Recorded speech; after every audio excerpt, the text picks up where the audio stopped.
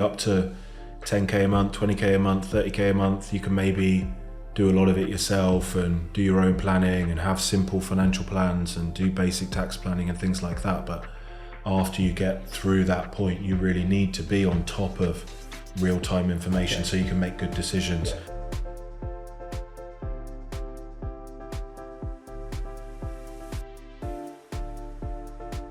Hey guys, welcome back to another episode of Founder Stories. I am joined today by Rick Lovell. He's the CEO of Achieve Health.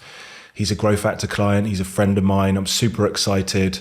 Today, as always, we're going to get into Rick's business journey, but I want to focus a little bit more today on mindset, health, physical fitness, optimization, because we have got this specimen of a man in the dining room today. So I think for all of us as business owners, our performance at work, especially as, you know, for me, I get into my 40s, which I feel is just when I really started understanding myself and started living. Optimization of health, energy, mindset, doing the right things just mean I think we can perform better and focus more at work and get more results than when I was in my 20s and 30s. So I really want to dig into that because, you know, Rick's a real expert in that and we both hold a passion on mental and physical optimization. So that being said, welcome to the podcast. Thanks for joining me. We are sat in my dining room turned podcast studio. I guess a good place to get started is just tell us what Achieve Health does, and then we'll rewind the clock and we'll go back to how you got started. Okay, so now Achieve Health, so what we do, we offer a fairly wide range of services that all relate to health and well-being. So I'm physio by background, by training, and that's how the company started. So as I founded the company, it was physiotherapy. I'm going to sit up straighter. That's grown. We've already worked on your posture. So as that kind of grew and developed, and then I've been able to grow it more. We'll probably come into why that changed at one point. We then started to look at, well, what can we add into this? Because obviously the physiotherapy is one side of it, and I'll be speaking to clients about what they're doing away from their sessions and their general health and their general well-being, and how if they are spending 9, 10, 12 hours a day at a desk, then driving home from work, well, pre-pandemic, driving to work, driving home from work, then sitting down all day and their back sore, that half an hour a week is not really sufficient to counteract 99% of the rest of the time being in bad positions. So you were treating them for things that they'd come in with, and you had Achieve Physio, I think was branded at that time, but you realized quickly that, okay, I'm fixing the problem in the short term, but potentially some of their habits and lifestyle are just resetting the issue and they're having to keep coming back. Yeah, parts of that. And then, so you'd have, if it was someone like you, I'd say, you need to do this, this and this. This is why you need to do it. If you don't do it, you're going to keep getting the problem. You'd go and do it and you'd be fine. But that's not the majority of people. So then it's but like still me though, to be fair, because you saw me about my shoulder, right? I had a shoulder issue. It's causing me pain. It was affecting my ability to work and focus, which is kind of what I want to get into today. You identified the issue, you fixed the problem, you gave me the exercises, which I did religiously for the first 5 or 6 weeks. But then you easily, everyone, even me, falls out of the habit of doing it. Especially when you feel better as well. Yeah. Like I have zero shoulder pain now, right? But I should still be doing the exercises. To an extent. Then equally with you, if we're talking about you specifically, by going through the process you went through, we eliminated your problem. So as long as and then we looked into how you were training and how you were moving the weights and the biomechanics of the movements and what you should be engaging, how you should be engaging in the kind of correct patterning. As long as you're actually then doing that, you shouldn't develop problems. So once you've addressed the problem and corrected it, and then you move correctly, should be okay. So the analogy we always use with patients is in talking about biomechanics, whether that's your foot and ankle mechanics, whether it's the way you squat or the way you press or the way you cycle, whatever it may be, it's a bit like the tracking on the car. So if the tracking's out, your tires are going to wear. The more you drive, the more they're going to wear. If you stop driving, they stop wearing. There'll be problems still there. And you can put new tires on and they look great, but the underlying problem is still there. And until you address that, you will have ongoing issues. Whereas if you address the underlying issue, do the work that we did to correct the tyres, so put a fresh set of tyres on with corrected mechanics and alignment, then we should be fine. Which I found incredible actually, thinking about it now. You realise the way that I was executing my movements, which I've been doing for, I snuck into the gym when I was 15 and lied about my age so I could join the gym. So I've been executing these movements incorrectly for 26 years.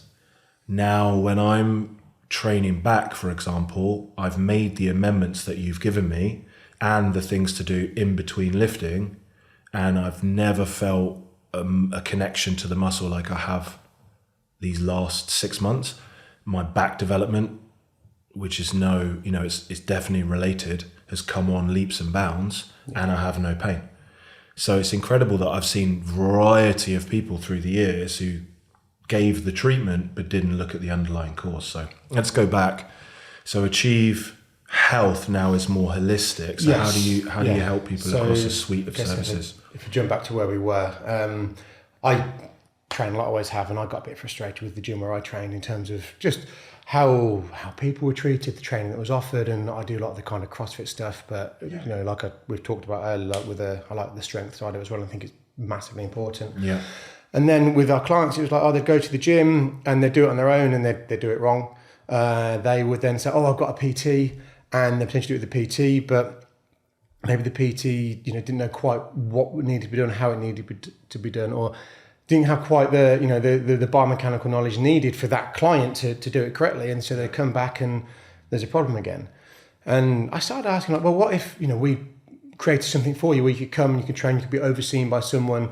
And I was quite surprised by how many people were like, I'd really value that. So it then just kind of got the ball rolling on, well, if we have a gym, it works well. I'd like somewhere else to train. And then to make the standard of training better and the service offered better and give people more in terms of their health. And I know that if from most of our clients and people in general, if they do resistance training and they do it well, their life will be better. The single biggest predictor of mortality is muscle mass. The single biggest predictor of mortality. So this is really well research proven, and there's literally hundreds and hundreds of papers on it. Yeah. But the single biggest predictor of mortality is muscle mass. Now there's a boatload of things you can extrapolate from that. Yeah. But you can go as simple as like a grip dynamometer, test to squeeze. The stronger someone is on that, 50, 60, 70, the longer and the healthier they'll live. Okay. Within a tolerance, right? If you've got some bodybuilder that's artificially raising their muscle past a certain point, so that's a given. Just a caveat for those that are listening that are not as into health and fitness as we are, that understand that that's a caveat that goes unsaid. Yeah, I totally agree then. And actually, when you get into your 30s and your 40s, you want to maintain and build muscle, which keeps you strong. And I was listening to a podcast, for these podcasts, I listen to other podcasts in the morning just to get my mind in that flow of and inspired by other people. And I was listening to Dr. Lane Norton talking about super intelligent guy. Actually, I've been listening to him for probably 20 years. He was talking about muscle research and longevity, and just making sure that you focus on building muscle rather than first almost, and the way that you're executing over pure cardio fitness and other things, if what you're after is to live a really long and healthy life. I think there's a couple of great podcasts where Lane Norton is on. I can't remember off the top of my head if it's Andrew Huberman's podcast or Peter Attia's. It might actually be both. Yeah, I think he's been on both. And they're both great. But it's that, again, I'm conscious I've not answered your question properly, but that's okay. When that's you're what we do, in terms of health and longevity, you're then into the question of, is it lifespan or is it health span? Yeah. I know for me personally, it's health span, and I'd rather go at 95 and be fit and healthy all the way through that, as opposed to being 120 in a wheelchair. And the thing of, the people that live the longest eat one meal a day. They live in India, in a village, they're vegetarian, they walk a lot, they have really low muscle mass, so their bodies aren't having to do much. But do you want, we've had this conversation before, would I want to live my life at 10 stone instead of 15 and a half stone? And live on one meal a day and live like a monk? No. I'd rather live 10 less years and have my lifestyle. 100%. Yeah, 100%. So what's the mission of Achieve Health as a group? So Achieve Health now, so if I kind of jumped in what we're talking about, so now we've got the physiotherapy, we've got chiropractic, we've got the gym, which falls under the Achieve Health group. Which is a nice personal project, so you get your own perfect personal gym to train in. I but know it pays you work for with itself. other people that have gyms, and this is the brilliant irony, and I've heard it said before, it's like open gym think you get more time to train, open gym end up training less. Okay. But that is equally part of, I think, what's happening across the rest of the business group. But the trade-off there is I do get to say to the wife, she's like, have you trained today? She's like, well, yes, I have, with the 2 kids at home. Yeah. But that's thankfully built into my work now. At the gym I had to be at the everyone, gym. I had to be there for a work reason. I've been meeting with the staff. May have fitted in a session. I wrote that into our verbal contract when we got married. Training has to come first. Otherwise, and listeners or viewers will have this as well. And it might not be training. It might be something else. You have to do that thing. Otherwise, you're not yourself. 100%. And you want to be your best self for your partner, for your kids. We'll talk about that. And so I think Kieran understands that now. She thinks I'm a bit crazy at the moment because I'm dieting for no reason, or ultimately because I wanted to do a bodybuilding show, but I didn't want to sacrifice family to get that lean, to get ripped glutes lean.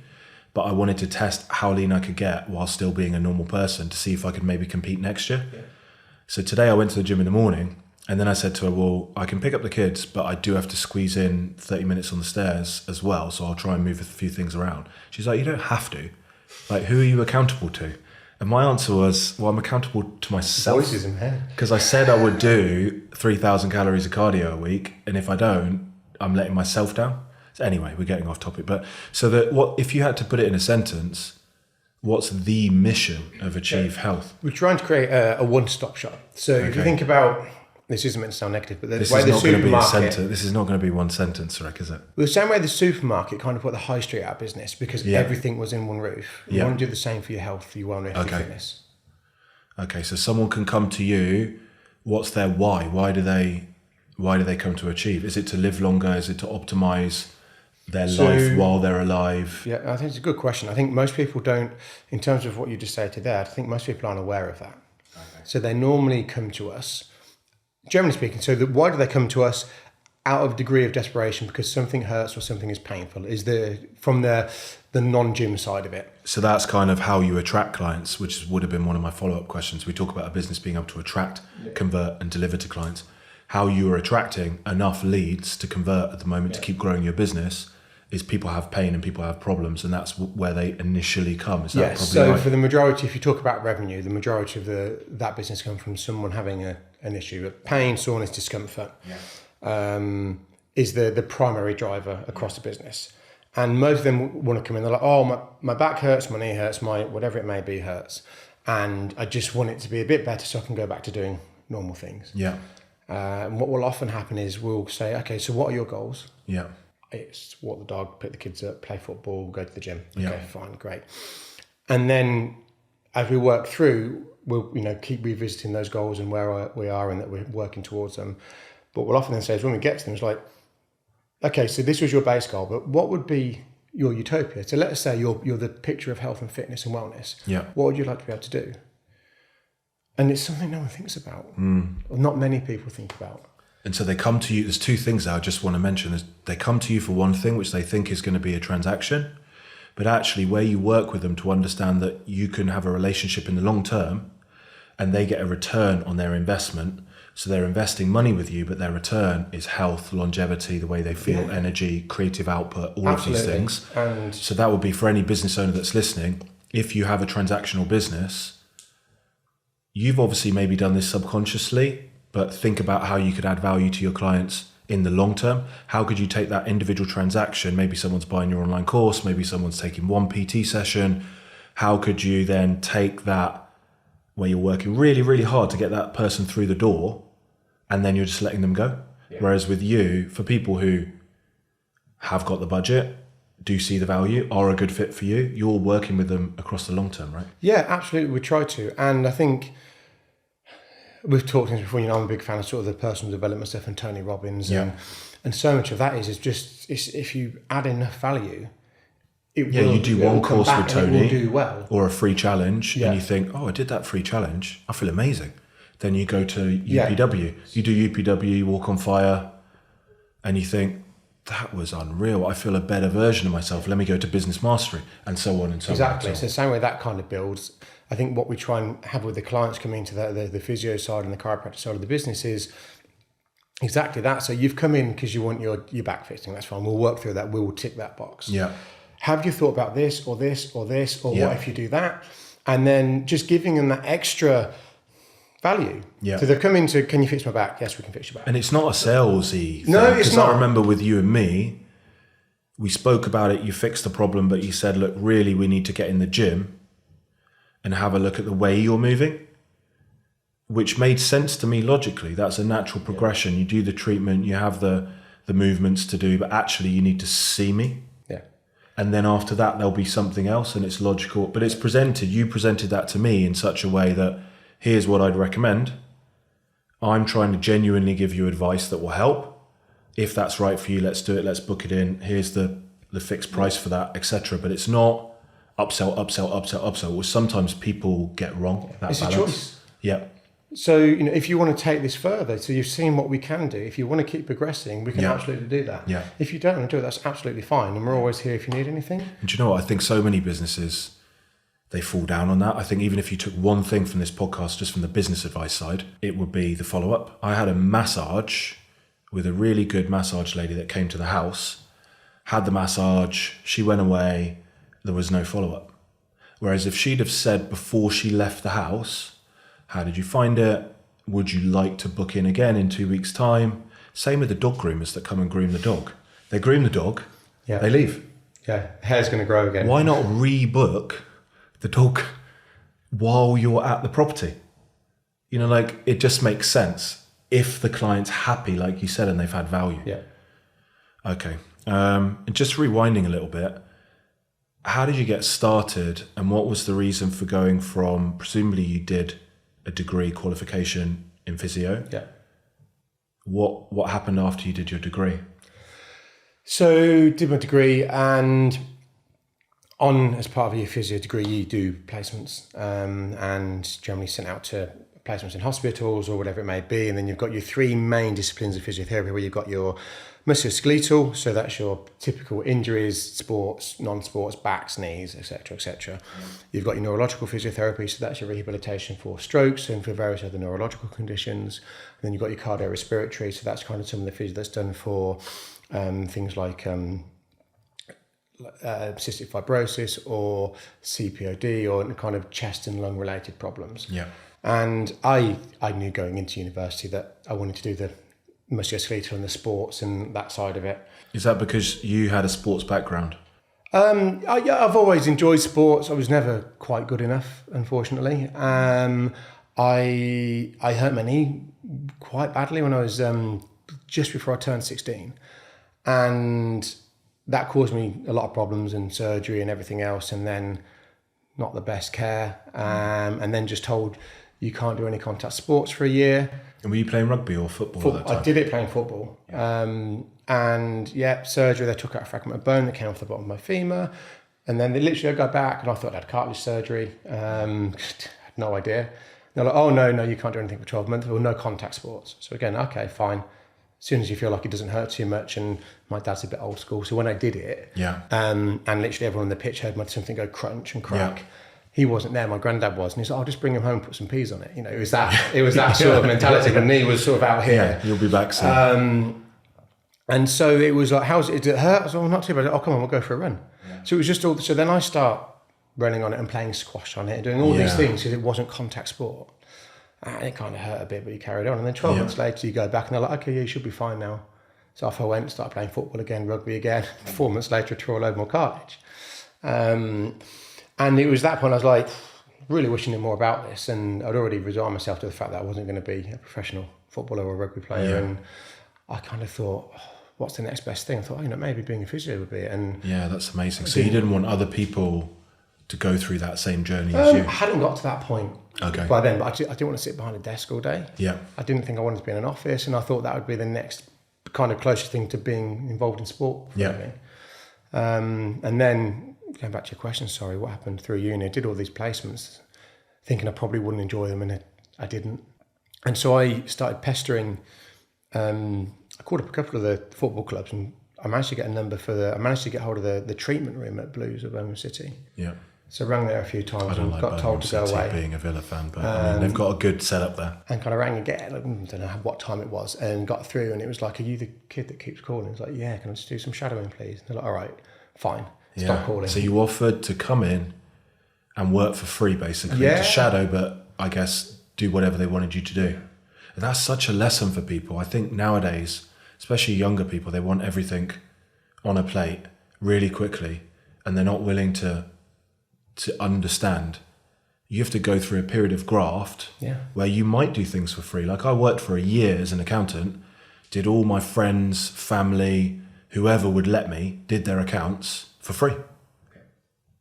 It's like, I don't know an entrepreneur that's successful that's gone straight in and just started getting paid. Yeah. Maybe in the world of Instagram businesses and things like that nowadays, but then they don't seem to last that long because they haven't built that core foundation. But equally, they didn't start with 100,000 followers. Yeah. I'm sure there's probably a period of time where... Yeah, I guess they were putting out content. They were building it up. Yeah. And there's no overnight successes and all There's those always things. that, there's always a big backstory to those overnight Well, that's successes. an amazing story for you to ring one of the top, probably the top in the Midlands anyway, academy development setup of any football club, and they've let you go and shadow. Then what happened from there? So they let me go and shadow, and I went down most Saturday mornings for about 6 months. And you're not getting paid at this point? No. So were you just living at home? And I was a student. So on the Saturday morning, they didn't have anything else like fixing my schedule. So down you went. And rather than being, most people would have gone out and got smashed on a Friday night and just been hungover on a Saturday. So my old boss there, my old mentor, actually, Ironically, we talked about earlier, was amazing guy, huge influence on my life. And he's brilliant. He's from Sunderland and quite old school. And it was, don't be late, don't be sick. Yeah. Either one of those happens, you're gone. Yeah, okay. I think that was day one. Okay. So, and it'd be whatever happens. So some days I got to stand in the treatment room and watch and shadow. Other days I was like, right, go and take that out to the under 12s or go and do it. And so I just did as I was told. And then as it got progressed on and got to points where I have got to do my exams and my dissertation, etc., etc. Any chance I can have a job afterwards, please? Yeah. And the long and short of it was, actually, you've not been late, you've not been sick, have you? I was like, no. He's like, yeah.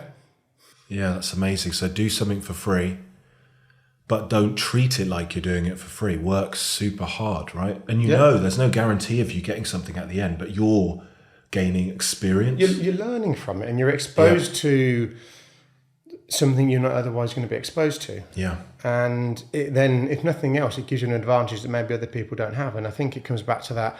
There's I might get the phrasing wrong, but to get something other people don't have, you have to do what other people don't do. Yeah. And I think it's that simple sometimes. But to have that mentality at a young age, I think is good. It's not something I had. I worked at KPMG. I've said this before on the first episode of Founder Stories, that I worked there. I had that opportunity. I didn't realise, I've got onto an ACA chartered accountancy program. Probably 10,000 people apply. They take a few hundred. It's really hard to get on there. And then now I'm working in audit and I'm in the first year. So what do I expect other than I'm walking around ticking boxes and doing photocopying? But I had access to go in and speak to the chief financial officers of top FTSE 100 listed companies. And I might have been going in doing what they call a walkthrough. So you ask them about their internal processes and all of this stuff. But my attitude was like, this is bullshit. Like, I'm better than this. I don't want to go in and just talk about how do you chase for payment. I already know, it's already documented. He knows and I know this is just a box ticking exercise that needs to get done to get their audit report, which they need to carry on trading. But my mentality should have been, which I'm sure would have been your mentality at that age, go in, do what you've got to do, and then say to them, listen, can I just have 10 minutes of your time just to talk to you about your journey and to learn from you? And all of them were super nice. All of them would have given me that time, but I never did that in 3 years. I just moaned and whined about, the level that I was being given work at. Yeah. Right. So I don't think everyone has that. I think that mentality is rare at that age. I didn't see it as work. I saw it as an opportunity that not really many people would get. So I didn't think of it as, I've got to go and work on Saturday morning for free. Yeah. It in my head it was, I get to go and do this. And also like, I was 21 and I was quite into my football, and the guys that I was watching on Match of the Day were just like there, and it was like, like Mikel Forsell, and people might remember that one, but there were some decent players there at the time. And it was, for me, I was like, it maybe is that a different situation where I was a bit like starstruck to begin with, and it's like, oh wow, like these are people I watch on TV and these are like at the top of the game, and it was just the opportunity to go and do that, I think, was also, so it may be, I think with those two things being combined, it made it that little bit easier. But I kind of, you said about the ringing it repeatedly, that I learned that lesson when I didn't get into uni. So physio is really competitive to get into grade wise. And when I went to University of Birmingham, you had to get AAB in your A levels, and I got ABB. I got ABB as well. Yes, and the best people do. Yeah. And so I looked on the thing online, and it was like, you've not got him. And I was like, that's not okay. Yeah, this wasn't the plan. And I was like, no, but I really, really want to do this. And so I was quite upset, and spoke to our head of sixth form, and she was like, there's probably not a lot you can do, really. And I remembered like the woman that interviewed me for the course was one of the like course selectors. So I asked if I could use the phone in the office, in our sixth form, head of sixth form's office. And I called the university and said, can I speak to this person? And they're like, who is it? I said, my name's Rick Lovell, I'm a student, a prospective student. They're like, no. So 5 minutes later, I called back and I said I was the head of sixth form at the school. Do what you got to do. And they put me through. Yeah. And I said, look, sorry, I may have lied a little bit. My name's Rick Lovell. You did my interview. It was you and so. I got an offer fairly quickly. I'm hoping I maybe came across well in the interview. And she actually says, I remember, which is helpful because when I did my physio course, it was 75-80% female. So I think the guys maybe are easy to remember. And she's like, I do remember. She's like, how have you got through to me? So I was like, I did this. She's like, why have you done that? I was like, I really, really want to do this course. And I'm telling you, if you let me on, like I will do well, and I won't disappoint. Like, and she's like, I don't know, don't normally do it. And I was just like, look, please, just begged a little bit. Yeah. He said, okay, well, we'll come back to you. And then we got a call back about an hour later. They said, you've got a place. Wow. And that taught you, right? It's reinforcement of even subconsciously, even if you didn't remember that, lock it down and then review it. Yeah. It's taught you. It was something that I really wanted. I don't think I'd ever actually wanted something that much prior to that. And then to naively think I was going to have it, and then have it all of a sudden, no, you've not. Like, it hit me really, really hard. And I kind of just thought, you know what, I've got it. What's the worst case scenario? Yeah. I haven't got a place. Worst case scenario is I still haven't got a place. So fuck it. Yeah, and Tony Robbins always talks about, which you've done anyway, which I guess is why you've enjoyed his work and found a connection with him. He always talks about you can do anything if you're resourceful enough. Too many people will not sit down and say, well, here's the problem. What resources do I have to solve that problem? What possible actions could I take to solve the problem? Your problem is you didn't get into university, you only missed it by 1 grade, which we all know is a load of bullshit, right? That doesn't mean you're not going to do well on the course. Your attitude above people who got 3 A's would mean you'll do well on the course, because you're not going to be out all the time. You're going to be working hard, and you're going to be so grateful of the opportunity if they give it to you. But you wouldn't get many student age. How old are you at this point? 18. 18-year-olds thinking, I've rung up, I haven't got through. That's when they'd stop. Then you've been even more resourceful to say, well, if I ring up again but lie about who I am, that's how I get past the gatekeeper, which is a great technique for sales calls as well, right? How do you get past the gatekeeper? Lie about who you are until you get through. And then, I just think it's amazing. I think it's a really great lesson for people, because in business, you come up against issues, you come up against problems on a daily basis. And if you're not a resourceful person, or you don't cultivate an attitude, a mindset of resourcefulness, you will eventually give up at some point, because it'll be too much banging your head. Running a business is a bit like banging your head against the wall. Every day you get up, you have to be willing to bang it in a slightly different way to make a dent in the wall, right? So you got in, you've done the course, you found a mentor, which again is another example of resourcefulness. You're at Blues. Yeah. What happened from Blues to then forming Achieve Health? So finding that mentor, who was a guy called Neil McDonald, he was head of medical there, had been for a long time. What was interesting with him, apart from him as a person, was normally in football, the manager brings in their person, their people, their team. Yeah. And he'd been there for 10 years through, I don't know how many managers. Okay. And I think he left briefly. I think he had a bust up with Trevor Francis. And then I think after he was gone, the owners were like, we need him back. Yeah. And he was there through a few. And probably quite amusingly, the other way around to what people might expect was I kind of learned how to treat people by treating the players. Okay. Because you're in a big treatment room, there's multiple beds, there's the whole physio team. Yeah, I've seen that on, have you watched the documentaries on Amazon Prime like and stuff like that? So just like that. So there's like 6 beds and the whole medical team are in there. And it'd be like, right, I want you to do this and this. And the first couple of months were horrendous. Yeah. Just got slaughtered. Because it'd be like, right, I want you to do this and this. And so you're there and you're trying to do something and it's like, who the fuck are you doing? Don't really know. Don't do it like that. Do it like this. Okay. So that would happen day after day. But then you get hammered by the lads. So they're like, right. They're like, oh, I don't want the new one. It's shit. And so the lads will take the piss out of each other. It's like, well, clearly that's you in the pecking order because you're shit, so you get the shit physio, and I'm great. So and it's a different environment physio. With footballers, right? Completely. They will tell you what. It was different then as well. Like I imagine it's quite different now. And there was never there was a lot of banter, a lot. But it was always kind of, it was never nasty. It was always just just that. But then it's... but they want to test you as well to see if you can do it. Yeah, they do. Yeah. They will test you. Because that's their career at the end of the day. They don't want you working on them unless they build some confidence with you. But being in that environment and having like someone of that level there to turn and go, no, don't do it like that, do it like this. Yeah.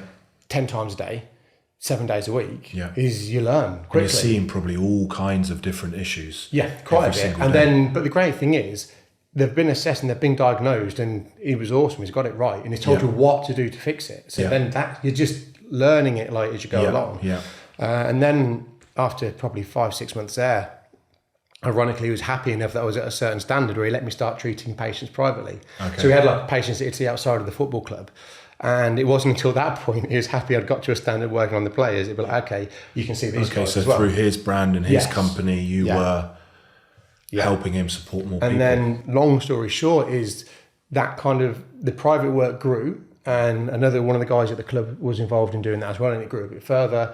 And Neil had been working in that level of football for a long time, and I think people always think it's quite glamorous, but it's not necessarily. Well, it's Blues as well, so we weren't playing against Juventus in the Champions League. We weren't going to the Bernabeu, so. It's evenings, it's weekends, it's all the bank holidays, it's Boxing Day, it's Christmas Day, it can be all sorts. So he got to the point where he's like, I've done my time here, I've had enough. Yeah, that's He's built the private business to the point where he could leave football and not lose revenue. Yeah. And he had some grand plans, and I was just completely kind of under his like guidance and massively respected him, and said like, this is what I want to do, this is the plan, this is how we'll do it. And I was like, so he'd kind of said he was going to leave that summer, and he wanted to take you along with him at that point. And then one of the other guys as well, so we did. And then we had this sort of private company that was called Physio World at the time, and that grew, and we had probably 7 or 8 guys and sort of 4 or 5 clinics.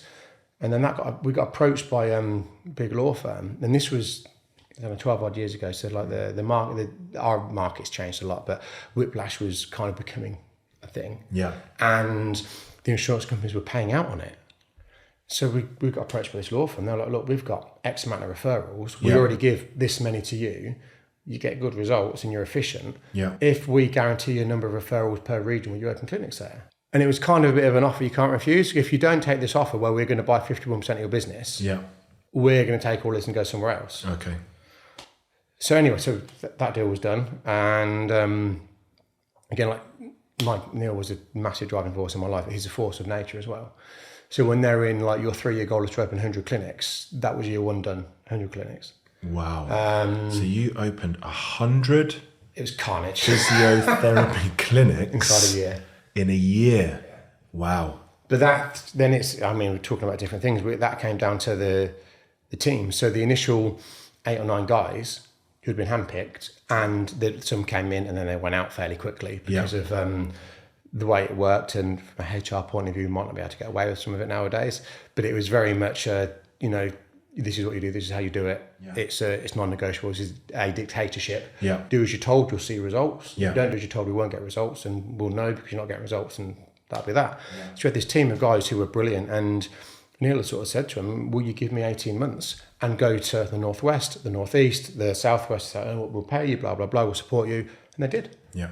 And so we had these generals that went off and then just replicated what we were trying to do. Which, in a certain area. Which is what allowed us to do it. Part of that deal was there was an exit option down the line, and depending on the volume of work that came from that law firm, that would dilute our value.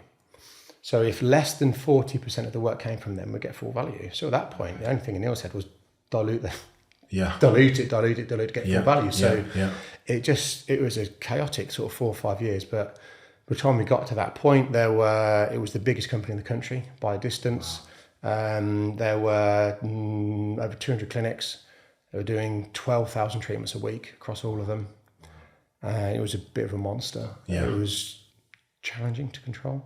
But it was a massively interesting experience. Ended up going to work down at run another company that was part of the group that wasn't a physio company, the big processing admin kind of function. Okay. So I saw all of that side of it and all of the office politics and all of that shit, and ended up project managing an IT system, which is communication. Well, I think if a company's growing that fast, you get dragged into all areas. So, the law firm was big. They've been trying to put in this IT system for 3 years, like a custom bespoke one across their businesses. And it's always that typical thing. And looking back now, it's like, well, the IT people hadn't spoken to the users. The users hadn't spoken, well, they just assume they want this. And they've got it, well, they don't like it. So they send, well, they're rubbish. They send a shitty email. Well, they're idiots. So they send, and they just got nowhere. Yeah. So anyway, I ended up doing that. And then there's an exit option as part of the contract. And by this point, it was, 7, 8 years later. And the business was pretty valuable. Yeah. And my old gaffer said, look, I've had enough.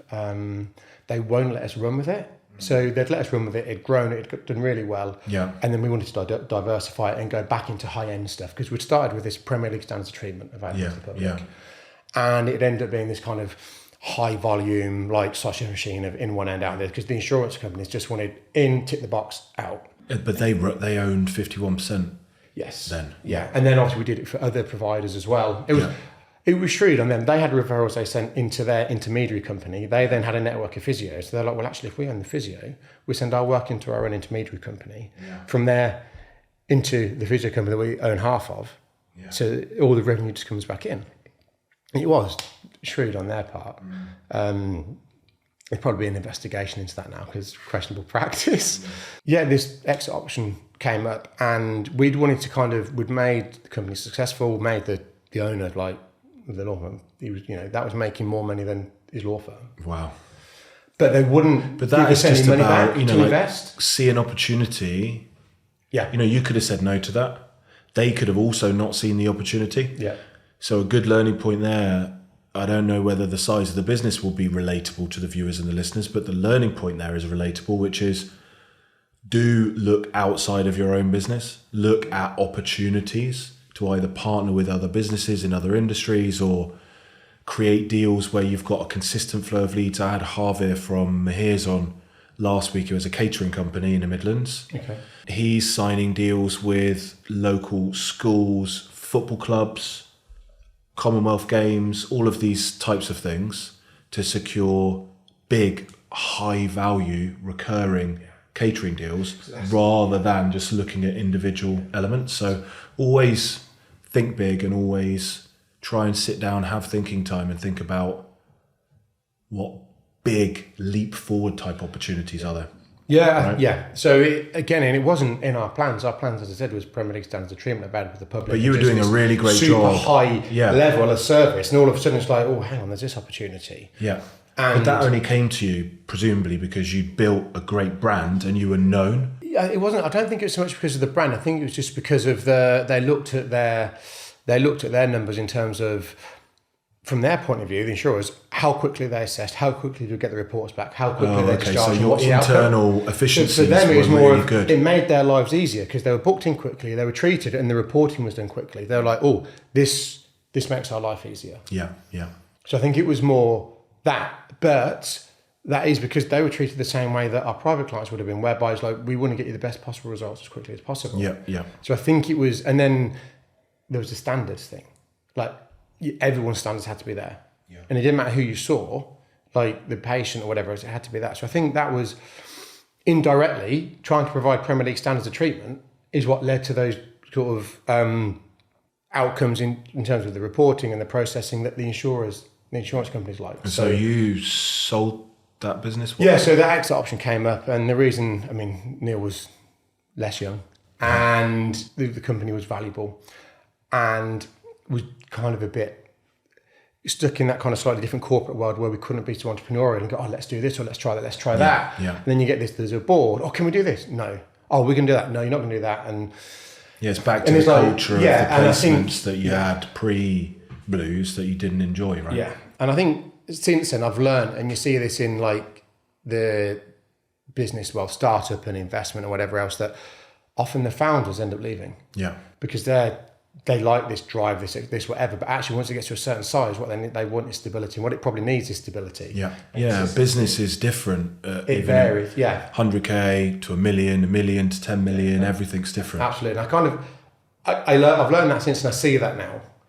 And we wanted to then go back into we've been profitable. Well, now we want to open what we're kind of looking at doing now, these super centres where it is like being in the Premier League treatment room. Yeah, and that wasn't an option that we were going to be allowed to do. And then as soon as my old gaffer said, I'm going, I was like, well, if he's gone, I've got no say at all. Yeah. So I'll go. I had very small shareholding, but I had a little bit of shareholding that he'd given me, and the other lad did as well. And it meant that I could leave with a little bit of a payout that meant I didn't have to worry for a year or two about paying my bills and doing whatever else. So I thought, fine, we'll go back into like actually doing something that I really do enjoy in the treatment side of it. Yeah. Which is when I found sort of a chief physio. And so did you have a break after your...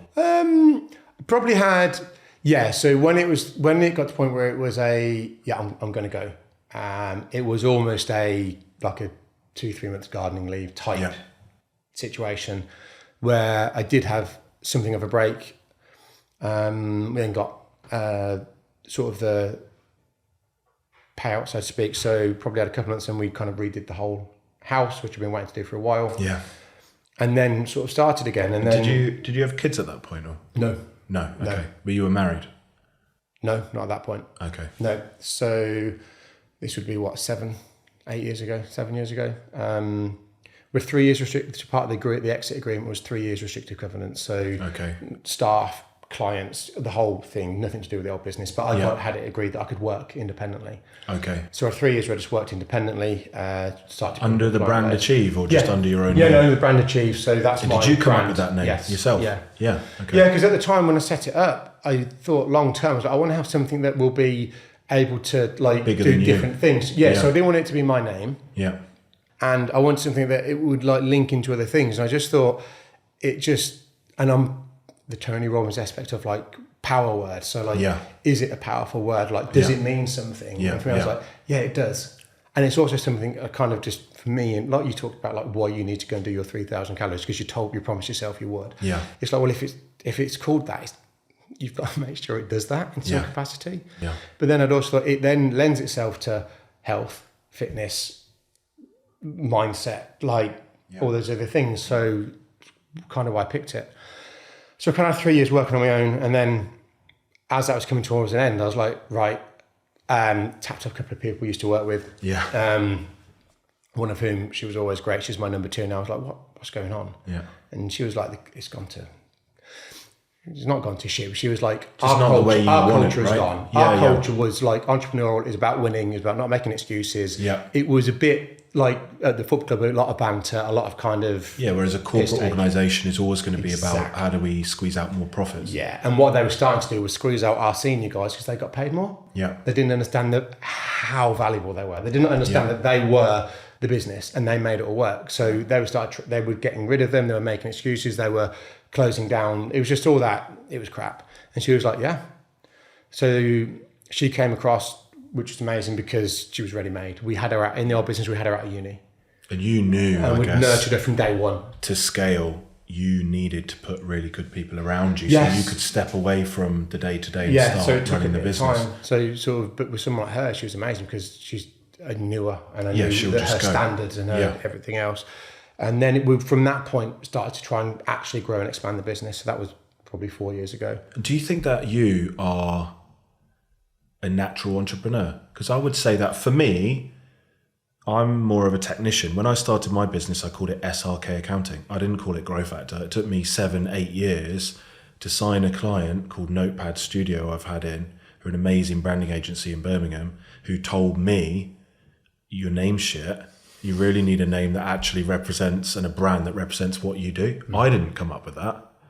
And some of the things that you've done, like recognizing you need senior people, I didn't come up with that. I learned that the hard way, but you've made these moves before making mistakes. I was taught that. So I think going through the expansion that we did with the old business, I mean, you talk about making mistakes. Okay, so that was constantly through that. That was constantly putting fires out. The lesson there is exposure to an environment where you will learn those lessons. You can see a business, even if it's not your business. If you went into a business that was scaling quick, and then started your business after, you've learned all those lessons by observation. So there was, as is always going to be the way, you're going to make a lot of mistakes and you learn from those. And we saw loads of that through that business. And I think that's what put me in good standing for starting this one. But going back to what you said, I think now I feel like I am. At the time, I wasn't sure because I'd never been ultimately in charge. I'd been like number 2. Yeah. So I knew I was pretty capable in terms of doing what needed. I knew from a treatment point of view, I wasn't concerned about that. I knew my abilities in terms of being a physio. Yeah. But obviously running the business and everything is different. Yeah. And I had a worry. I was like, should I be doing this? Am I better being like that number 2 person and like going when it's already established, or I wasn't sure. I got asked to interview for a company that was similar to the kind of intermediary one because they found me on LinkedIn and they were like, you've ticked every box. And I probably came across a bit arrogant. I was like, unless you're going to give me shares in the business, I don't want to come and work for the business. And I think I'd have happily worked for my old boss again, but I don't think I'd have had so much respect for him, but I don't think I could have done that for someone else. Yeah. And I think they wouldn't have been the same, and I'd have just been comparing, not everything. bought into it. Yeah. And it would have been a comparison, and I still believe now it would have been a bad one. Yeah. So they're like, that's a bit bullshit. We've not offered you a role and you're asking for shares. And I was like, I think my background warrants it, but if not, that's fine because I've got my own business currently and it's doing okay. And so I carried on, and then now where we are now, I'm really glad I didn't. But I think to go back to your question, I think I've become more entrepreneurial. Built your confidence by executing and then seeing results. Yeah. I'm making mistakes and thinking, that didn't work, but then thinking, okay, that's one thing I know that doesn't work, so I won't do that again. Yeah. And I mean, I see you as well, not trying to fix everything all at once. Like when we met, that was because we'd heard of each other because I was training at your gym and doing CrossFit at that time. Yeah. You'd then seen me on Instagram and seen what we did as a chartered accountancy practice, and we had a specialist niche in the fitness industry. And I think then you must have identified, after running your business for a number of years, okay, well, finances and tax optimization is not something that we're really, really on top of. Yeah. Let me reach out and see if we can get a meeting in. And then it went from there. But you weren't trying to fix everything right at the start. You don't need on day one to have a CFO, for example. Yeah. So you've naturally just looked at areas of your business that can improve and brought partners on board over time. Is that fair? Yeah, I think so. And it's kind of grown and evolved and it changes. And I can't remember who I was listening to, but it was one of the podcasts. I listen to the Tim Ferriss podcast quite a lot. Yeah, and Health CEO, Andrew Huberman, which anyone who's doing health fitness well should be listening to. Yeah, it's amazing. It's heavy, but it's amazing. Like the Peter Attia one as well. But again, that's all health, longevity, wellness. But the guy was, I think he'd had a couple of billion-dollar companies. And it was really interesting talking about, it's like the way his startups, he says things seem to, they break to a factor of like, was it 3 and 10? So from 1 to 3, you can just wing it. Yeah. Then once you get past 3, that stops working. Yeah. And between 3 and 10, you need a different system. Yeah. And after 10, it breaks. And then that system works up to 30. Then that system works up to this point. And it's now where I am now, actually see that's the case. So going back to what you said, it's this isn't really working now, but we need to address it. So how does that happen? And that's probably where we went from the accountant that I was with, who was someone I knew and kind of a friend. And which works up to a point. Because I agree, up to 10K a month, 20K a month, 30K a month, you can maybe do a lot of it yourself and do your own planning and have simple financial plans and do basic tax planning and things like that. But after you get through that point, you really need to be on top of real-time information so you can make good decisions. Yeah. You're paying a lot more tax now, so there's more potential to do tax planning and reduce that tax bill. Yeah, it just becomes, I think there's a logical progression to it. Yeah, and if people try and do it all on their own, it's really difficult. You've got access to us now, but you've also got still a relationship with your mentor who's built and scaled businesses to high valuations. And they just naturally know, okay, well, Tony talks about it in his life cycle of a business. You're an infant, so you can just do everything yourself. Okay, now you're a toddler, so you probably need to think about an accountant, maybe a solicitor to deal with some of the HR things, maybe a mentor or a coach now.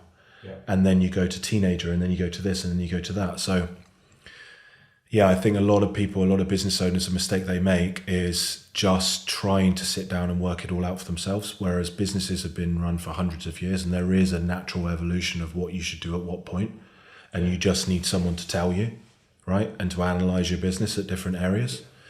Yeah, it's seeking an expert, isn't it? So it's if you need to sort your diet out, like, or you've got health related issues with your diet, you need to go and see someone who specializes in that. And if it's you want to prep for a bodybuilding contest, there's going to the gym and then there's building a bit of muscle. But then if you're going to like the extreme, that top end, you probably need a coach. Yeah, it's a great analogy. Yeah, you can do your first show probably by yourself and you can get enough content online to diet down. Yeah. And you probably have the accountability when you're young and you don't have a wife and kids and things like that and a business to run. Yeah. Like I did my show when I won the teenage Mr. Britain, natural Mr. Britain at 17. I did that with just a little bit of help from the gym owner, who gave me my macros. I stuck to it myself because I had nothing else external, no external pressures apart from college. Yeah.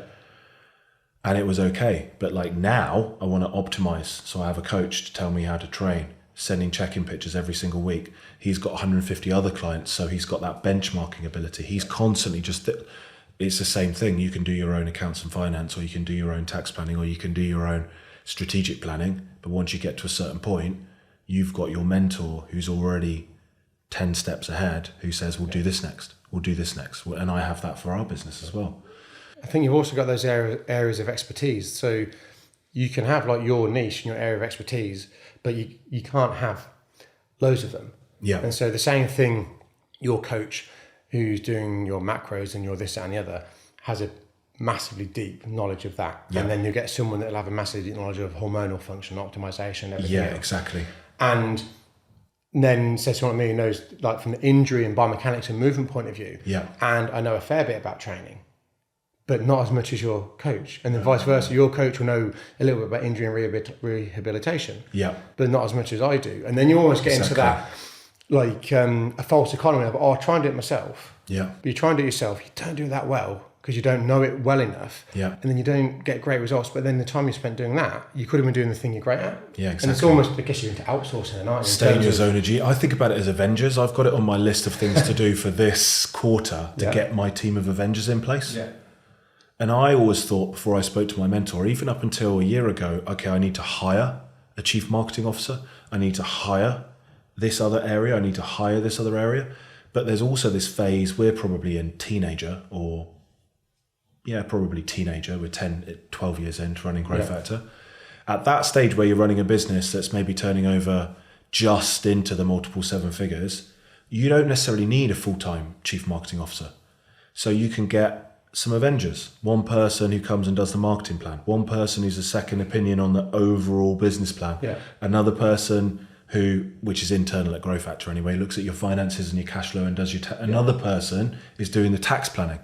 and so on and so on and so on. And within that, even the marketing plan comes from the chief marketing officer, who executes that plan is the mini Avengers. So you've got your SEO expert, you've got your artificial intelligence expert, and you've got all these people now available on Fiverr, or we use Fiverr a lot. I've got someone on Fiverr who lives in America editing this podcast for a fixed amount per episode. Yeah. And if I'm not happy with them at any point, I can just stop them and go to someone else. Yeah. Whereas a lot of people will then hire in, an editor to do it, and then it just becomes another person that you've got to manage. Yeah. So I think, yes, you will need to hire, but that's, again, it depends on, each business is different, each industry is different as to when you will hire internally and when you will have these freelance Avengers. But I think we never had access to this 10 years ago. You could never go on Fiverr and say, well, I want someone to edit a podcast. You would have to hire someone, right? Yeah, if you look at it that way as well, and now you touched on AI. That's just a whole nother, Yeah, ChatGPT is already just now crazy. I've got this list of AI things that I want to learn about and look into because it will save me time. But I've got to find the time to look into the things that will save me time. But I'll give you one thing. Just go to ChatGPT, sign up. I've done that. Leave that tab open all the time. Yeah. And ask it questions. And it is just ridiculous. Yeah. I asked it the other day. Or actually, no, I was showing my kids just to show them, to get them to understand like what's available and that they're banning it in schools now.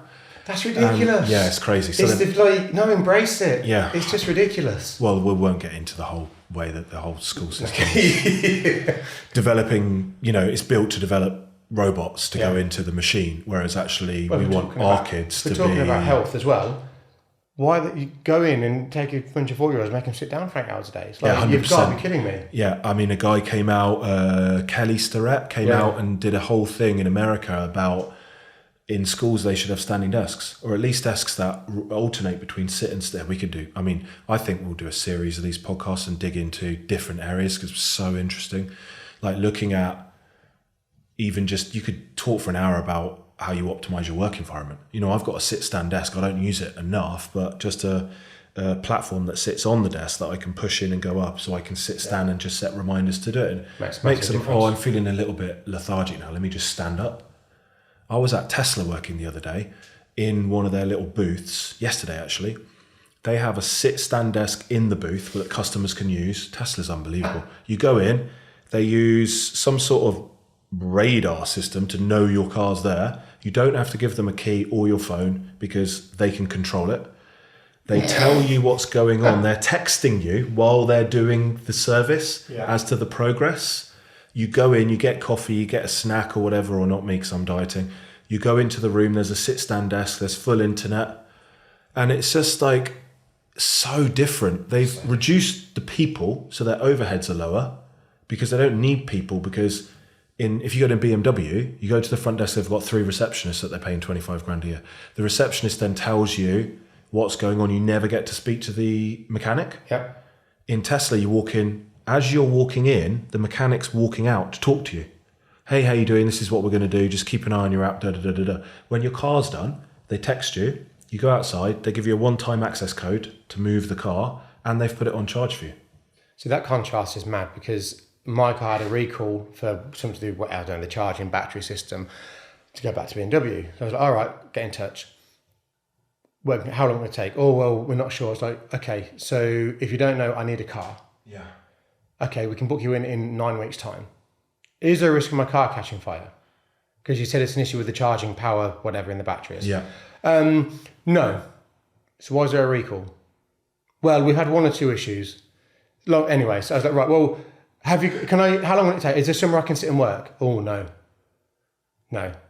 Yeah. Whereas and this comes back to corporate versus, I know Tesla is a corporate business and we can go into like Elon and Izzy Evil and all of these things, but they're operating, like they are a startup.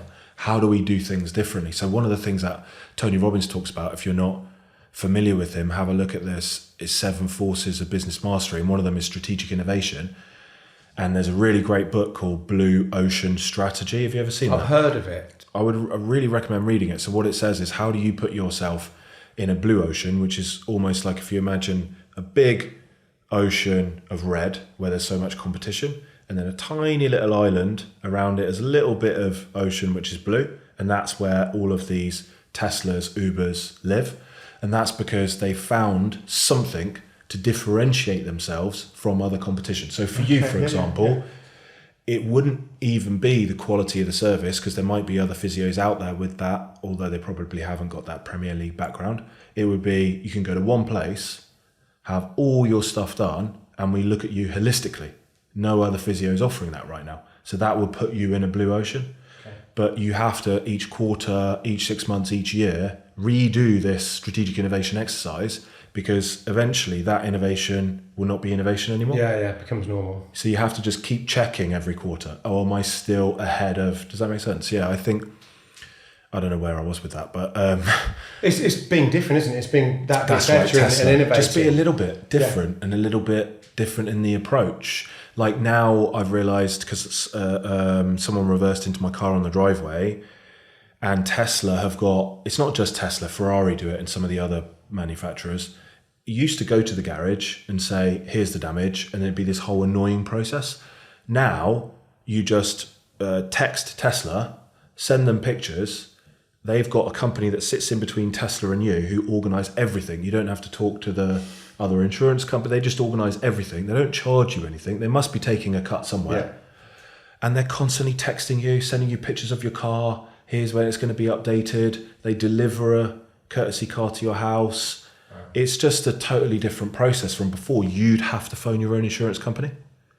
So anyway, my point is that if you're in business and you're in an industry, regardless of that industry, how could you innovate and develop and do things differently? Well, you're now making me think, well, maybe I should look at getting a Tesla for my next car, because it's cool. Just the convenience. The only issue with the Tesla is the build quality. Even though these new ones that are made in China, you turn the volume up really, really loud and you'll get door rattles. And I've got OCD and it really annoys me. So I'm taking my 2 Teslas to an audio expert to basically rebuild the doors. Oh, wow. And upgrade the audio. But that's the only thing that I found that's annoying. Everything else I love. And I bought the cars for cash. And yeah, someone might say, well, why have you put 150 grand cash out on cars?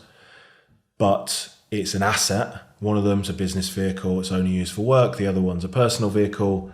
And they sit there and I've got no monthly payments going out. Yep. And for me at that time, although now I'd recommend you finance a Tesla because the values have fallen off a cliff. At that time, I did it because I didn't want to pay the interest and it was the best form of doing it. Before I had a Porsche 911 Turbo S. Yeah, I saw that. That was nice. Beautiful car. But that's costing me money and I'm having to pay that out of post-tax dividends and the Range Rover. And it's also the range. I can do 300 miles. It costs me £25 to charge, even with the electricity costs. So No, I agree. Well, like, as you know, mine's electric and the next one, whenever it comes, is electric as well. Now, for Achieve Health, do you think it's logical for a business owner to do what you do, which is, let's talk about the triangle, attract, convert, deliver. In terms of attract, you're getting people in because they've got a need. Yes. And that initial cost investment for them, for you to build trust, is not that high. Yeah. And then you can build up the transactional value and the recurrence over time. Is there any other way that people come to you? Do they come to you straight away for ongoing treatment? Do they come in the gym and then revert back to treat? Do you have a conscious lead gen process, or is it just you've made yourself optimized for local area because you're a local area physical business, and so people find you on Google and things like that? So you've got the people find us on Google. So we've got everything that runs around that. So we've got our website SEO, we've got our pay-per-click, and the pay-per-click in particular is actually a very effective way of generating leads for our business, because and do you track spend? Yes. To inquiries, and then all of that. Yeah, brilliant. So we've got it's an acquisition cost of whatever it is. It varies a little bit week to week, month to month. And people might think I should know the answer to that, being your accountant, but I don't do your accounting. I just run the accounting business that is your accounting. So I know Anish, who's your accountant, would have had those conversations with you, but that's why I'm asking that question. So that works quite well for us because that's been established over time. The company that run it for us are good. They focus on, like you focus on health, wellness, fitness in your business. That's what they do. They've niched down into that. They're Google partners, all the other things. And they can tell you, okay, there's a limit. You can't just throw more money at it because there's a cap on how many people are actually searching. Yeah. But here's an optimum amount to spend. Here's how much you spent that month. Here's how many leads you got. You know your lead conversion. Yeah.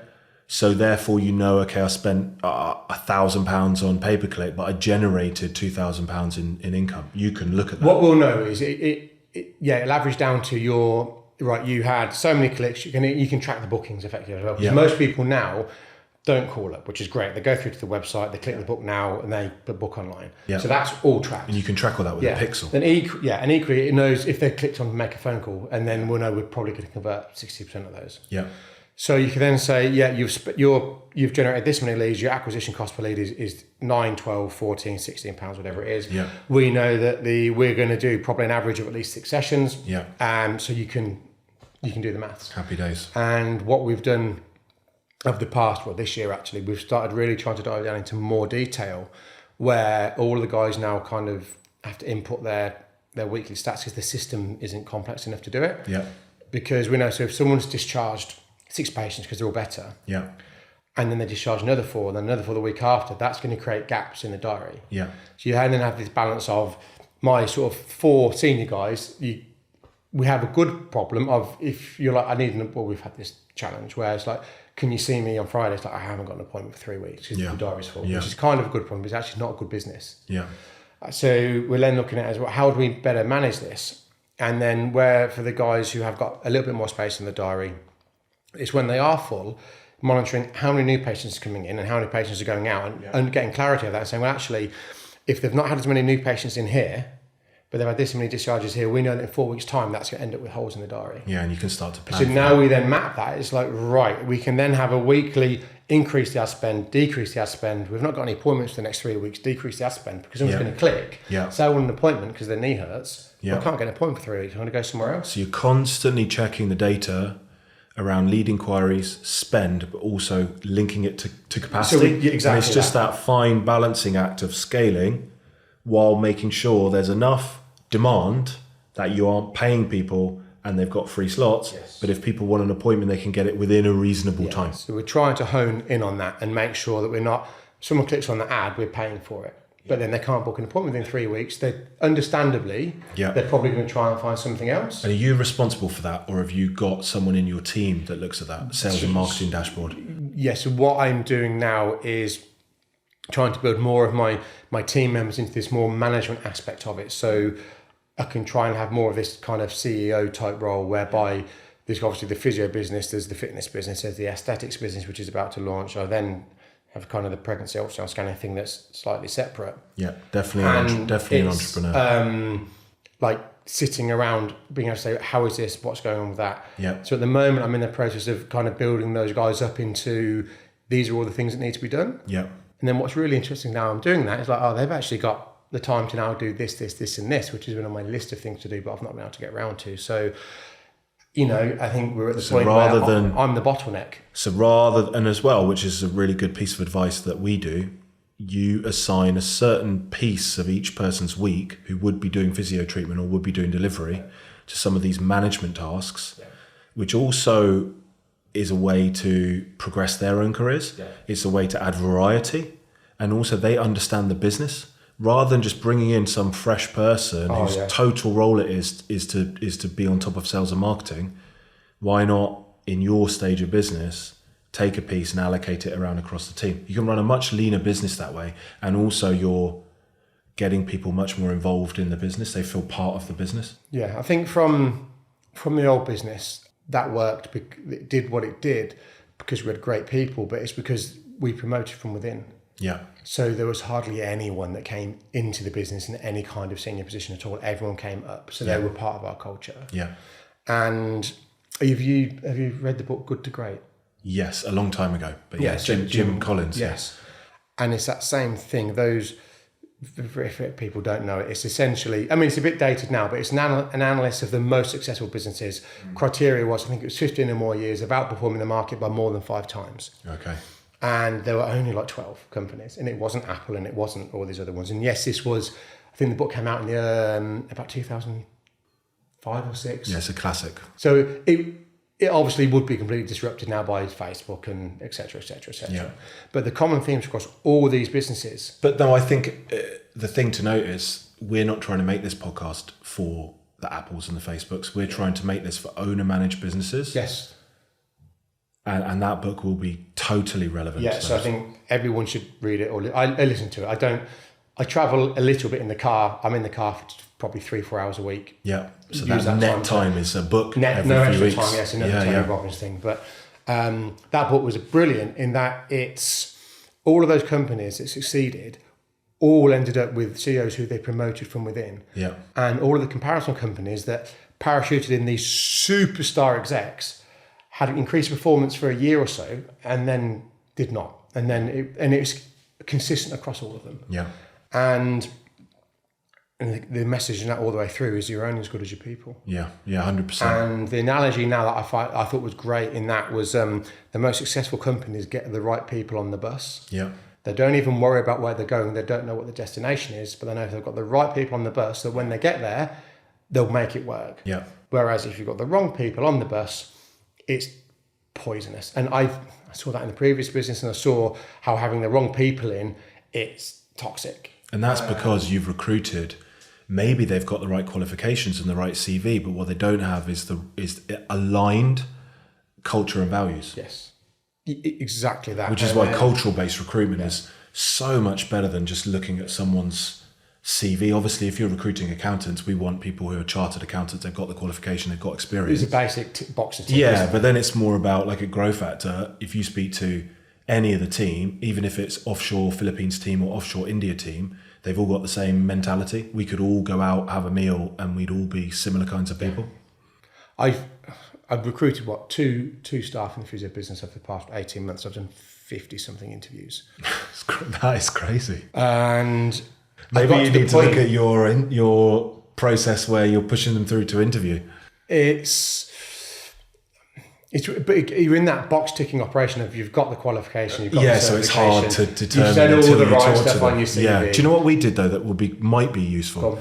We put this thing in as a second stage where they had to answer questions on video on their webcam.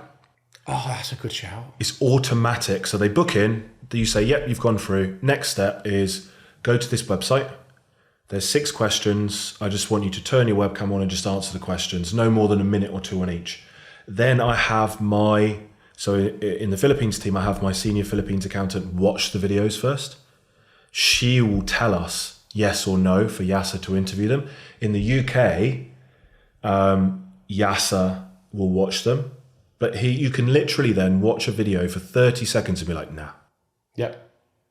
It's golden. Because if you get on Zoom with someone, or worse for you, they've come into your clinic. I don't do that now. You have to talk to them then for an hour. I'd highly recommend it. Also, then you're only really putting people through who've got the confidence to sit on camera and do a video. Whereas you want people in clinic who are confident, amiable people. They have to have confidence to be able to... They've got to be great communicators. Or even on their iPhone, you can do it. Yeah. It's the same for us, they've got to be great communicators, but the best therapist, the best communicator. But I think if you go to anything that's face-to-face, coaching, strength training, personal training, name what it is. Yeah. The basis, the basic skills of how well someone comes across is actually quite hard to teach. Yeah. You can teach the other stuff. As long as they're capable of learning and replicating information. If someone's a good learner, I can teach them to do everything they need to do. Yeah. But if they don't have that inherent ability to be a great communicator and that personality, it doesn't matter. Because if someone's technically the best clinician in the world, technically the best strength coach or the best whatever it is, but if they can't get that person their client to go on a journey with them, they'll lose them. Yeah. Yeah, 100%. So you need to know what you want. Yeah. So for me, I don't have to have every one of my accountants be like that, because I'm not going to name their names because I'll embarrass them. Yeah. But I've got one who is a terrible public speaker and would never record online content and all of those things. In a meeting on Zoom, talking about their core area of competence, which is accountancy, finance and tax, yeah, they're great, but you would never put them in front of a camera or put them up on stage. Yeah. So you can develop these accountants to have different secret strengths, superpowers, and they're different people, right?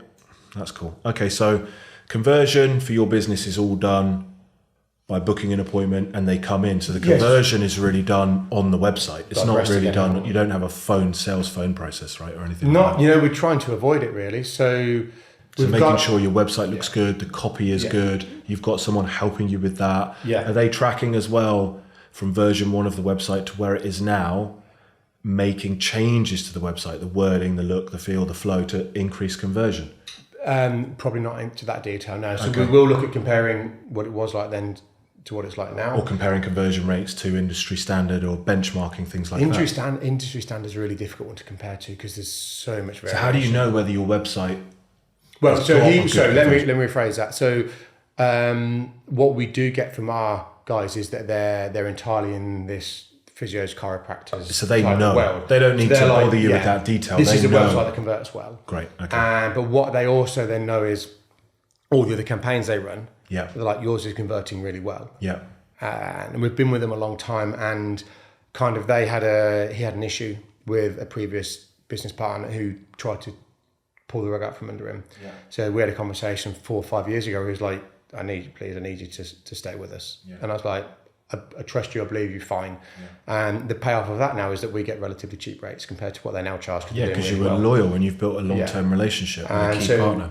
Because I got such a good relationship and trust, I know that we're getting told the truth on that. So we have that side of it. But going back to what you also said, one of the things I've tried to set up within the business is that once someone's in the business, they never leave. Yeah. Now, what I mean by that is not that they continually have physio treatment, but if they're in for physio treatment, and for the majority of people, it's the best thing for your health, because chances are you don't train, or if you do train, it's maybe not optimal, is you go and see one of the guys at the gym who I've handpicked, who I can communicate directly with, the other guys will be able to say this, to work on this from a rehab point of view, but to work on this for your general health. So they can build a bespoke program for that person. So then they're into the gym. And then equally, we've got our members at the gym, and if they have an issue or an injury or problem, they're straight into the physio. Yeah. And now we're bringing in the aesthetic side of the business, so your Botox, your fillers, your fat dissolving injections. Yeah, and we spoke about that, and that's about people will talk to each other. I've had Botox. It's quite funny because my eyes are a bit red at the moment because I got some retinol. It's called retinol. You might not know what that is yet, but you will. When your aesthetics people come in, they'll know. Basically burns away your wrinkles. So I was using this retinol every day in the morning and then going out in the sun, because I just took it in a hurry from the clinic. And they wanted to explain to me how to use it. I was like, no, I'm in a rush. It's not their fault. It's not the clinic's fault. Anyway, I'll switch to your clinic when it opens. And what you're supposed to do is use it maybe twice a week and use it in the evening. And does it inflame the skin and cause like a collagen reaction? So like now my face is, it's quite funny if you think about it. I'm just sort of burning my face away as you go happily, going out. What's going on? But I talk about that. I get the Botox. The Botox was amazing. It looks good. You can't really tell that I've had it done. Yeah. And then I'll tell someone else and someone else. So you've got this community in the gym. Once you launch aesthetics, someone comes in, they look a bit better. What have you done? I've gone and just done a bit with the aesthetics. So that feeds around. But then equally, the people that come and see us for physio, privately, we're not cheap, probably have the funds, and probably actually already do have aesthetics done. So it's what can you do for them that's complementary. Exactly. And then you get into the whole, for me, people are, especially in our industry, or the clinicians are they don't like sales. Yeah. Because they're not trained to, and it's not what they're naturally inclined to do, otherwise they're probably going to do sales. Yeah. But you then get into, and I think this is the same for anyone that's in the health and fitness industry, is, well, what is actually the best thing? Remove costs, remove payments, remove everything else. What is the best thing for the long-term health of that person? Yeah, and their confidence. So aesthetics is not health, but it's confidence, which can pervade into health. Health, complete state of physical, mental, and social well-being, not merely the absence of disease or infirmity. Okay. So that's the definition. Yeah. So when you look at that bigger picture, right? So get someone out of pain, get them able to exercise. That's a big pillar of it. Yeah. Get them exercising regularly, get them building strength, get them feeling better about their physique and feeling fitter. That's a big component of it. If you then can address the when they look in the mirror as well, think, oh, actually, and having now seen it with a few clients, they come in and they're happier. Yeah. Because of the way they look. Because they've had that slight change. They'll train harder in the gym. They're more likely to stick to their diet. When they're at work, they're confident. Probably their sales conversion will go up. The things that they're doing will be different. It compounds. So in isolation, they kind of stand alone, but when they all come together, it's like a synergistic effect that multiplies it further. Yeah, I love that. And then there's a brilliant Andrew Huberman podcast that's come out recently about dopamine. Yeah. Oh, I saw that. Yeah. And it drives everything we do. Yeah, and he's talking about every bit of your vapes behaviour and all these things. Yeah. And also, interesting, talks about rhodiola as a pre-workout, but and everyone should listen to that dopamine one and understanding what makes your dopamine go up, go down, but what that will then trigger you to do. Yeah. And it's fascinating because then you can then extrapolate that and you think about your clients, your customers, and why they behave the way they behave and why you behave the way you behave. Yeah. And if you go into that, their pain's better, their fitness is better, their strength is better, their physique looks better, they look better, their dopamine's going boom, boom, boom, boom, boom. And when you've got like consistently high level, people crave the junk foods and all the shit because they think it's giving them that short-term improvement in dopamine. Yeah. And it drives our behavior. And so if you tick those boxes, they're here, and as you said, they perform better at work, and then works better, and then works better. So the homework, because they're going home, they're like, oh, work was good today. You're not getting in the door and seeing your partner or your kids and you're not exhausted or knackered or had a shit day. And it's just everything comes up. Not philosophy, but general process of slowly raising that base level of your achievements, your potential. And every little thing you achieve gives you up dopamine and up and up and up. Yeah, I love that. So every little target, boom, dopamine hit. And so, you'll feel it. So next time we're going to talk about what I actually wrote as notes, which will be part 2. No, I think it's been so good. Do you know what? I don't like planning these podcasts because let it go in a natural direction. And for whatever reason, I thought we won't focus on business today because I know you've got so much and we've both got so much good stuff we could talk about in terms of mindset. We've touched a little bit on it, physical and all of those things. But we'll do that in a part 2 because actually the business journey and how you run your business and the differences is going to be so useful for people. So stay tuned for part 2. That's going to be, I wrote down health, diet, training, mindset, learning. We'll get into Tony Robbins on the next one as well. But I don't want to, we could sit here for 3 hours. I want to make sure that this is concise and leave people wanting more. And I know that they will be after this one because I've actually loved our conversation so far. If you were going to give people 3 keys who are in your industry to success in business, what would those be? And it can be a repetition of what you've talked about, but just sort of short, sharp, succinct things. It's almost like bullet points. Imagine we're trying to turn it into a reel. Yeah. What would be your 3 keys to success? I think you've got to try and add massive value. So people are going to come in with an expectation of, I'll revert back to the physio because that's my original training. But whatever your service delivery is, they're coming in with an expectation of, I expect this. Yeah. So you've got to meet that. But then how do you go beyond that and how do you offer more than that? Yeah.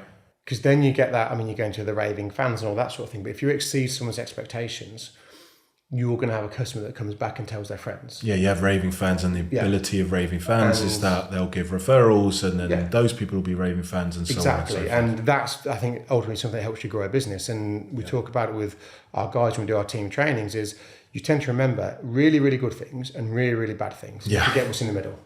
And it's all based on, I've got a frame picture upstairs which says, trade your expectations for appreciation from Tony, which you try and do to the best of your ability. But human nature is you have expectations for everything. And if you can exceed the expectation, that's where the happiness comes in. If you meet the expectation, no, I'm not going to tell anyone about that. I think in going to the physio side of it again as well, is communicate, especially those early interactions, kind of almost under promise, but explain why and then over deliver. Yeah, 100%. So if you're coming in and saying, can you fix my back? I say, look, there's no guarantees. There's all these variables.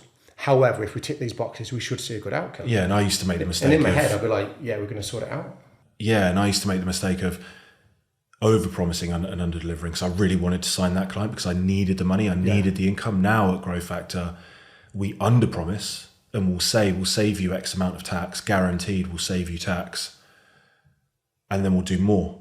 Or we'll do X, Y, and Z, and you'll be feeling this way about your numbers. You'll have this financial clarity, but then we don't even talk about giving them strategic insights or business planning templates or things like that. So it's those little things that you hold back. If you can convert that client and then give them more, 100%. Okay, number 2. Number 2 is don't be passive. Yeah. So, this comes back to your example of getting on the phone, pretending to be the head of... Yes, partly that. I think, again, there's a brilliant quote, and I can't remember what it is, but it's hope is not a strategy. It's one of the key parts of it. And it is. Look, I don't really believe in luck. I feel like people make their own luck. And when something happens, or they make their own complaints. If you analyse it, it's the result of a series of actions that you've taken that have led to that thing happening. And it's not, look, because if you hadn't done A, B, or C, you'd never have got to D. Yeah. So set your goal and then be confident, consistent. And be responsible. So that kind of, another book, Extreme Ownership. I don't know if you've read that one. Yeah, I've read it. I've got it upstairs actually. But that, take responsibility. And if something's not worked, why is it not worked? Like, drill down into it, analyze it, work out what it was and what hasn't worked, and so it doesn't happen again. Yeah, and don't blame it on someone else. And don't hide from, if there's something negative or someone makes a complaint, like, see it as an opportunity. Yes, the best thing ever. Because they ever. can end up being your best customer. So if you then drive, what's wrong, right, we're going to fix it. Yeah. And you might have to take it on the chin and say, right, we're going to sort this out. You're going to come in and see me. I'm not going to charge you. Yeah. We're going to rectify the situation. And then they're like, wow, that was amazing. Yeah. And you turn a negative into a positive. You genuinely, if you've got the right mindset and confidence about your business, you want people to tell you what's wrong. Exactly. Otherwise, how do you fix it? I'm always saying to my kids every single day, every time you fail, you learn. It's not a failure. It's learning. If we're not failing on a daily basis, like football training that I take with my under 9s, I say to them when they've got this look on their face like, this is hard. It's supposed to be hard. Yeah. If it's easy, you're just playing with your mates. You come to training, yes, it's fun, but it's supposed to be hard. That's how you're getting better. Okay, number 3. Number 3, I think communication is a massive one. So take that time to learn about communication, how to communicate, how you come across. If you're dealing with people, I think it's hugely valuable for people to do it for themselves and then learn about basic personality behavior profiling. So you've got your DISC profiling, which is people may or may not be aware of, where you get split into 4 broad categories. So you've got your red, blue, yellow, green, and understanding that there are opposites. So I'm very red with bits of yellow. And I think greens are my opposite. And so I came across this because I had a client who did high-level profiling for high-level business. So they're going to bring in an exec as part of the team, as part of the board. Do they fit with the rest of the team, or are they going to clash? Because they can't have that. So she's like, I'll do it for you. It's free. I'm intrigued. I think it'd be interesting. So she does it. She's like, oh, you're red, you're blue, you're red and yellow. And she's like, these people really annoy you. I was like, oh my God, they infuriate me. And she was like, what you need to understand is you're their opposite. So that's what they think of you. And I sat there and I was like, shit. And she's like, so think about now, those people that have come in to see you and it's just not gone well and you've not connected with them. And I was like, there's 3 in my head that it was just a battle. And she was like, it could have been so different. She's like, so then you learn to recognize the basic traits. So I went to one of her courses that she did. And without knowing anyone, she stood everyone up. She'd write, you in that corner, you in that corner, you over there, and moved everyone individually. Based on what we were wearing, she'd categorized us into the 4 main personality types. And she was pretty much bang on. Wow. Just purely on the outfit we turned up in. And why that's important is, which I'd forgotten about actually, but I need to build that back into my workflow. My team need to know how to effectively communicate with their clients on an individualized basis. So if you're in a service business, I think what you're saying is that customer comes in, ideally, ahead of their first session, you've got information off their new client form, which allows you to determine what type of person they'd be on that DISC profile and amend the way that you communicate with that person so that you can get the best out of them in terms of the treatment, but also in terms of building a relationship. Yeah, that in terms of building that rapport, because you've got your individual behaviour, and then this class is your adaptive behaviour. But if you know the key traits of the 4 main, someone comes in, and by the time they've come in, you said, "Hi, how are you? How's your day?" You should be, right. They're more blue, they're more green, they're more yellow, and then you adapt yours because people tend to like people that are more similar to them, and obviously you can get into mirroring and all those things. Yeah. But if someone's quite quietly spoken and you're like high energy and you're up here, you're going to turn them off. And then obviously the other way around. 100%. So that I think in terms of communication with clients, but if you've got a team or work in a team, have you come across Enneagram? No. So I listened to Peter Diamandis on the podcast. Okay. And he was talking about this Enneagram personality profile. So there's 8 types. Yeah. And the thing that's fascinating with that is it's more comprehensive in terms of different types, but it then tells you the interactions. So what's likely to go well or what's likely to go wrong when an 8 interacts with a 2. Got it. So in terms of your then, if Have you done this with your wife? Yeah, and it was comical. At your best, you're like this. We're like, yeah, that is us. We're awesome. Yeah. At your worst, you're like this. You're like, oh, yeah, literally like shit. But what's also good is it talks to you about their key kind of drives and needs and wants. Yeah. And, we're quite different in certain ways, my wife and I. Yeah. And hopefully, I don't know, she might not listen. There's like some people are internal validators, and it's like they can look at something objectively and go, yeah, I've done that well. Yeah. I don't really care what anyone else says. Yeah. Whereas she's more on the other side of it and needs someone to say, that was really good. Yeah. And so that's not something I'm very good at. But once you have that information, you can change your behavior, and then your relationship is better. Yeah. But then that interaction with your people that work with you, so what's going to motivate them, what isn't, and then how you have a conversation with them about their performance is you change the words, and you can get a completely different response. And that's like really your powerful. Team operates like the best football teams do. If you look at Man City at the moment, they almost know what the other player's going to do without even looking. Yeah. They understand each other, right? Okay, cool.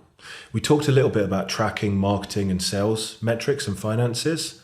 What was the reason that you came to GrowFactor when we first sat down in the first place? What was the reason? The reason was I was unhappy with my existing accountant, who basically turned around and says, "Oh, by the way, you've got this bill this year," and I was like, "Excuse me." No, this is literally your job. This is not meant to happen. For me to turn around and say, you've got wallet, there you go. I was like, what are you doing? And then got on, had a phone call or a meeting, and ended up me being the one that made suggestions about how to rectify the situation. And I'm like, what am I doing? I'm paying for this. Yeah.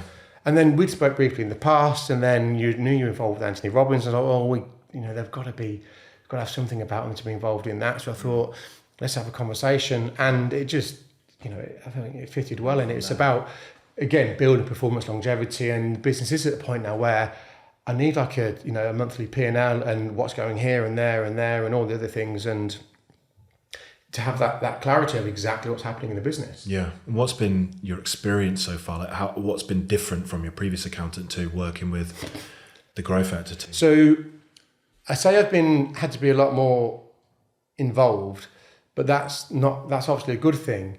In doing that, I'm then more aware what's the smaller details, because my personality type is I'm not overly detail orientated. It's like that's the goal. Owners, Like, right, that's how we're going to get there. Let's go and do it. Yeah. I'm not really going to spend hours planning out the details of how to start doing it and learn as you go along. But that isn't necessarily great from an accounting point of view. So just organising that, having Xero set up properly, and having mileage tracked properly, and the decks and the receipt track and all those things, and then it's like, oh, I've now got a system.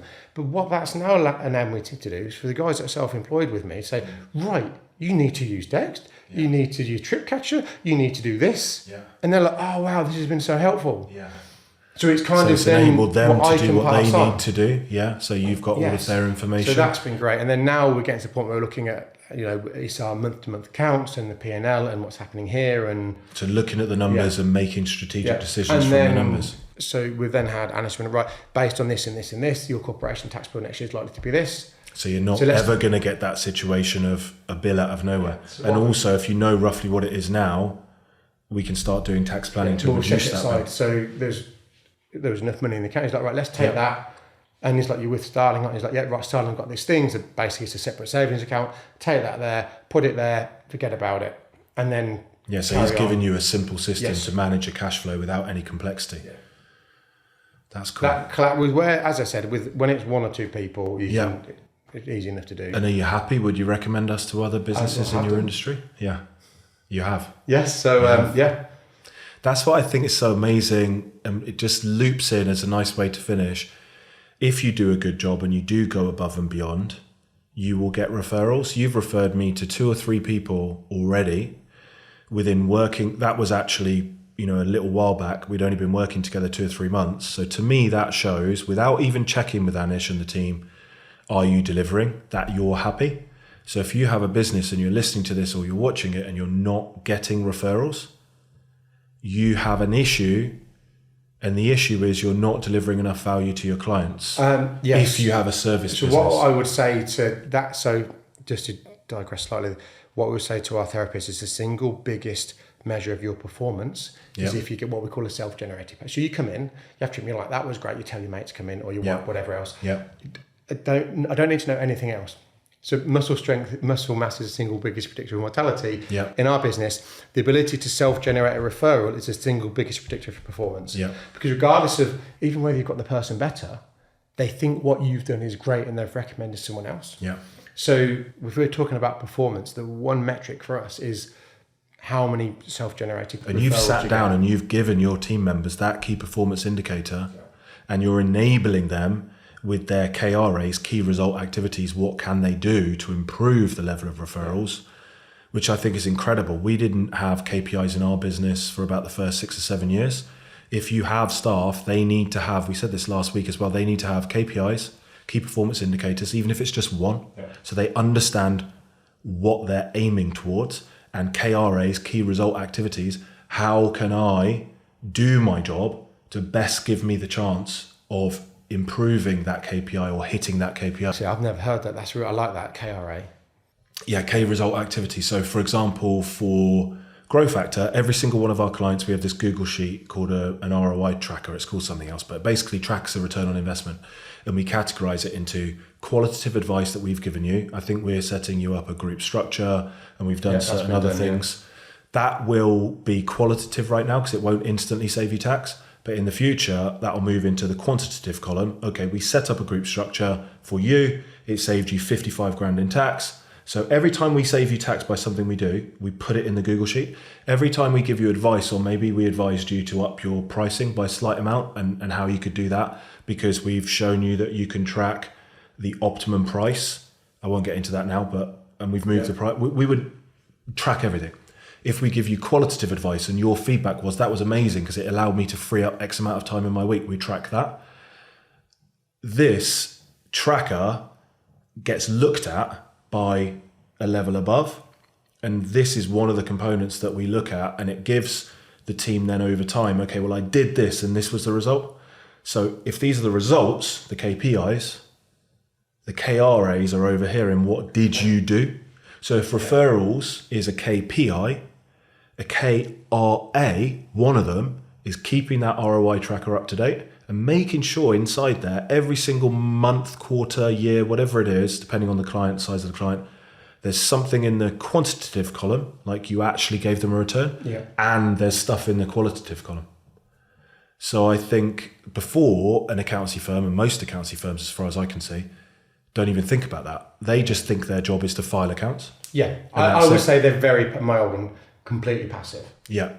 Whereas that's, to me, true proactivity. But yeah, KRAs, I mean, you're doing it anyway. It's just a different terminology, right? How can people find you? You're not a big Instagram person, are you? I'm terrible. You've got a lot of amazing things to say, though. You should be putting out content. I think you should have your own personal brand, and you should put your thoughts out into the world. I know it's an extra job to maybe do, but you know what, that's I think I've got my own issue with that. I don't know, where I have no problem following other people who do the same thing and who've got great content, and I love the certain podcasts and everything else, yet I've always had a bit of a thing about doing it myself. I don't know why. Well, my feedback would be, this has been unbelievable. Really enjoyed it, genuinely. So much value. And it may not be something you do now, but I would highly consider like creating your own content, because I think you've got so many things to say that are unique, not repetition of other people, and you've got so much experience. We could genuinely do a 10 podcast series and not run out of things to say, which I've not had, right? So it's been amazing. You are based in the West Midlands. Yes. So if people are in the West Midlands and they want to achieve more with their bodies, fulfill their potential, any aspect of that, they've got aches and pains, or they just want to, for me, it was just about optimizing and being a better version of myself. Yeah. Google Achieve Health. Yeah. They'll find the website, book to get in touch. Is that probably the best way to find you? Yeah. It's going to be through the website. You probably will find me on some social media somewhere, but you won't find anything recent. Google. I cut it out years ago because I found it was just a distraction. Yeah, you have to have ways of creating and then not consuming, which is really difficult, but I'm working on it, and I can go through a few things with you. Like creating the content and posting the content not on the platform, using a different app. Yeah. So you're then not tempted to go and scroll, and setting up things that stop the scrolling and all of that. But we could talk about that. That'd be helpful. Appreciate it. Thank you for coming on. Oh, thank you for having me. We'll definitely do it again. Next time, let's dig into health, mindset, physical fitness, and then there'll be, hopefully, if you can spare the time, we can wander off again on different tangents. Wander off again. Yeah. Thanks for joining us, guys. I'm sure you'll agree that today's episode was amazing. I'm sure you're going to be rewinding, pausing, making notes, taking so much value from it. I think I could create about 150 reels from this episode with so much insight, so much expertise. Definitely if you're in the health and fitness industry, but even if you're just running a service business, everything that we talked about is relevant to you. So thanks for watching, thanks for listening, and we'll see you in the next one.